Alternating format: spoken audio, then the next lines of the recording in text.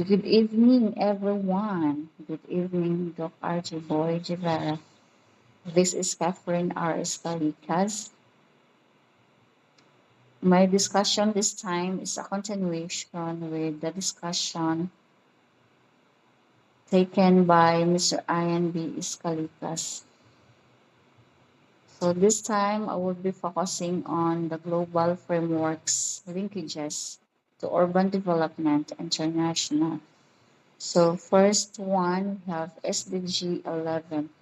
The SDG 11, everyone, and the Sendai and Addis Ababa and the Paris Agreement are a form of a cohesive roadmap for sustainable development, climate action, and resilience.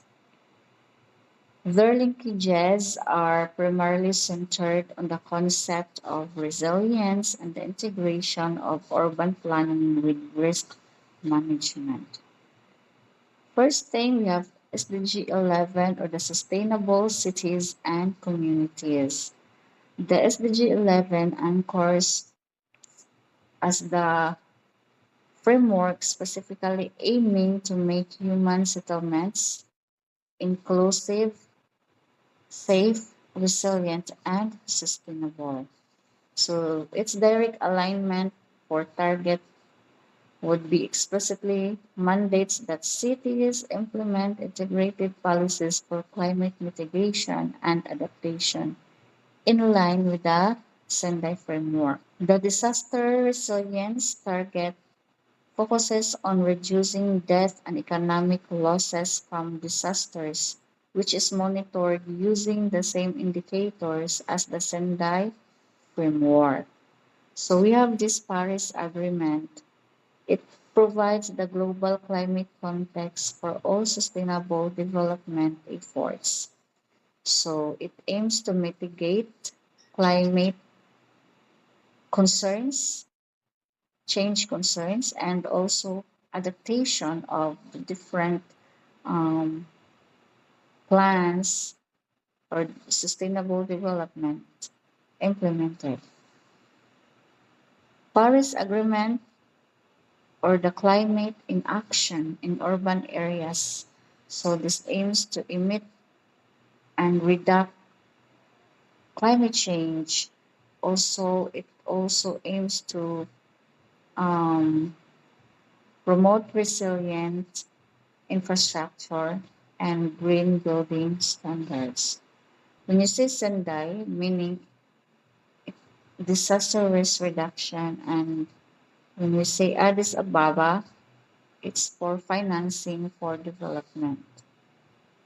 The Sendai in Action, or the Disaster Risk Reduction Framework, which use 7 global targets and indicators that are shared with SDG 1, SDG 11, and SDG 13 to ensure unified monitoring.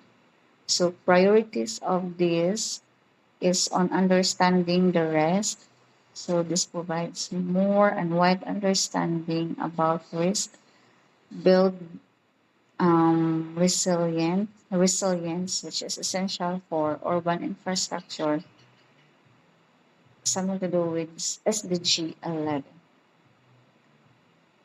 While Addis Ababa focuses more on finance development, so it aligns all domestic and international resources and how with the 2030 agenda serve as the means of implementation of the SDGs. So Addis Ababa is also a form of urban investment. It guides governments and the private sector on financing the massive infrastructure needs required by SDG 11 and, of course, climate adaptation. So, to give summary, SDG 11 is more on resilient cities. Paris Agreement focuses on climate change, and Sendai Framework, disaster risk, and of course, Addis Ababa is for financing. So we have to remember these 4 frameworks, 3 frameworks, Sendai and Addis Ababa in one framework. Okay. So, what are the challenges and opportunities? First, we have it provide opportunities for rapid urbanization in developing countries. Second, climate change impacts on cities, inequality and spatial segregation, financing sustainable urban infrastructure, governance and institutional capacity, technology and innovation for smart cities.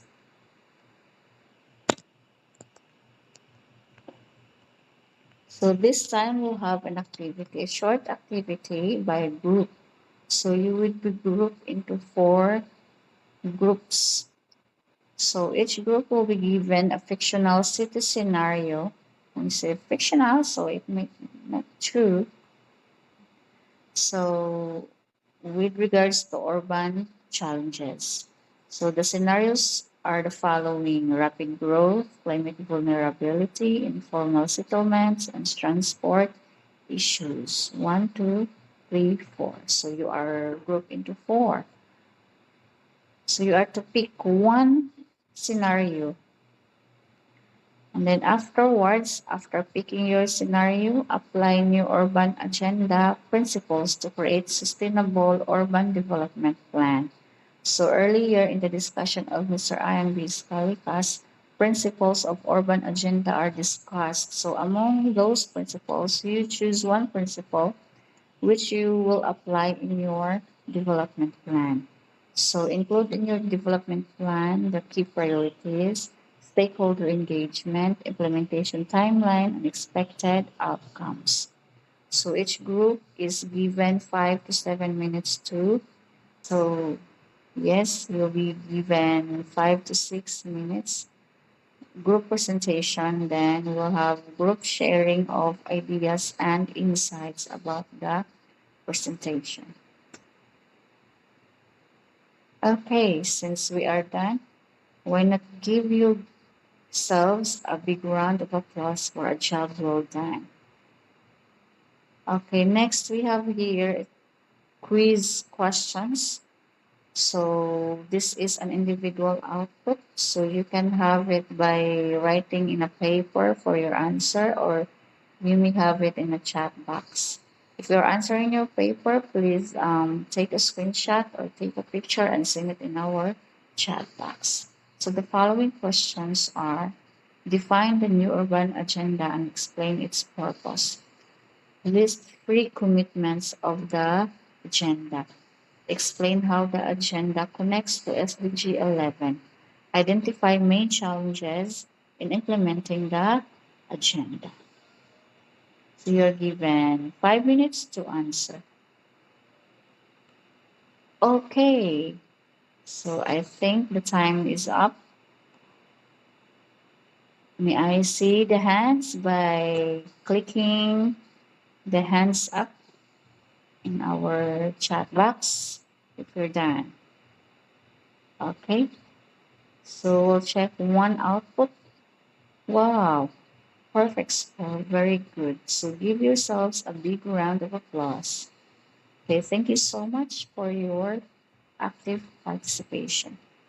So, what could be our learnings this time after listening to some of the discussions from the first presenter down to my presentation? So, everyone, I'd like you to take note of the following. Okay, first, the key insight gained. So, what is one key insight you gained from today's workshop? So, what do you think?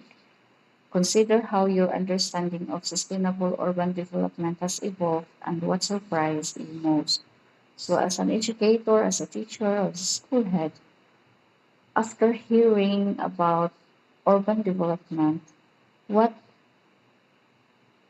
what specific topic or this part of the discussion that is more relevant to you? Okay, second, so as a teacher, as an educator, and a school head, everything that we have learned in this discussion should be applicable or should be applied in our designated work. So, guide question would be, how can you apply the new urban agenda principles in your professional role? Okay, so what do you think? How do you think can apply the agenda principles in our professional role as a teacher, as a school head, as an educator? So how? Of course, you must identify specific projects. So if you're in your school, what are those projects you have presented, you have implemented, you are taking into action? What are the different policies from the deep ed down to the region, down to the division, and of course to the field in our school? So what are the policies that needs to be considered in implementing projects, of course? And what are initiatives you have done where these frameworks could guide your decisions? Okay, so please take note of that. Next, action commitment. So everyone should be committed in taking action of the different principles, agenda principles. Okay, so the question would be, what is one concrete action you commit to taking to promote sustainable urban development? So as a teacher, as an educator, we are to define our goals. What are our goals? What are our key actions?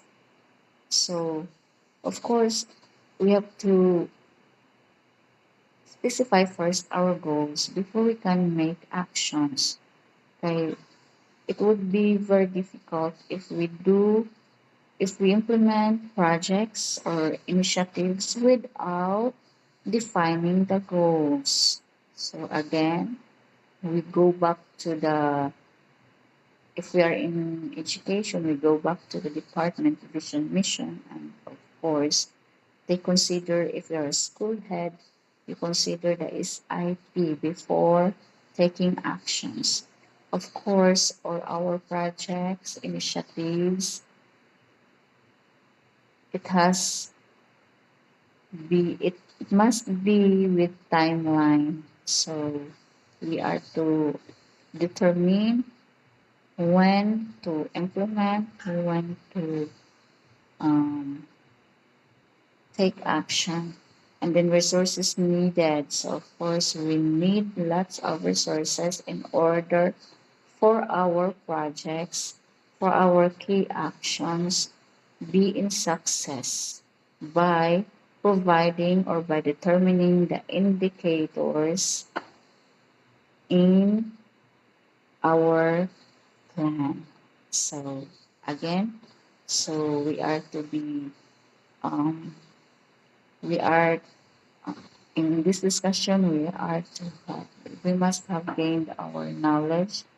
We also applied the knowledge in our work, and also we must also be committed in applying this agenda principles in our field.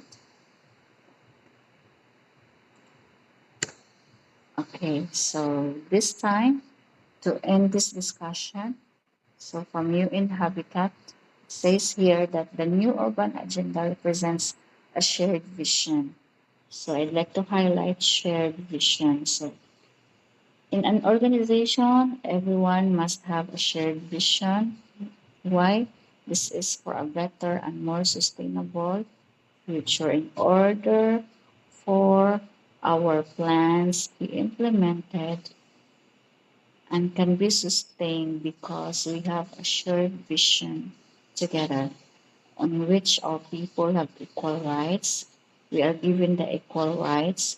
We are given the access, and for that, all the benefits and opportunities would be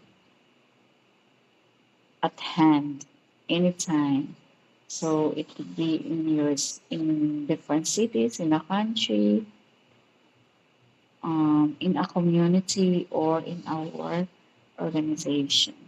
So that would be all for tonight. God bless everyone.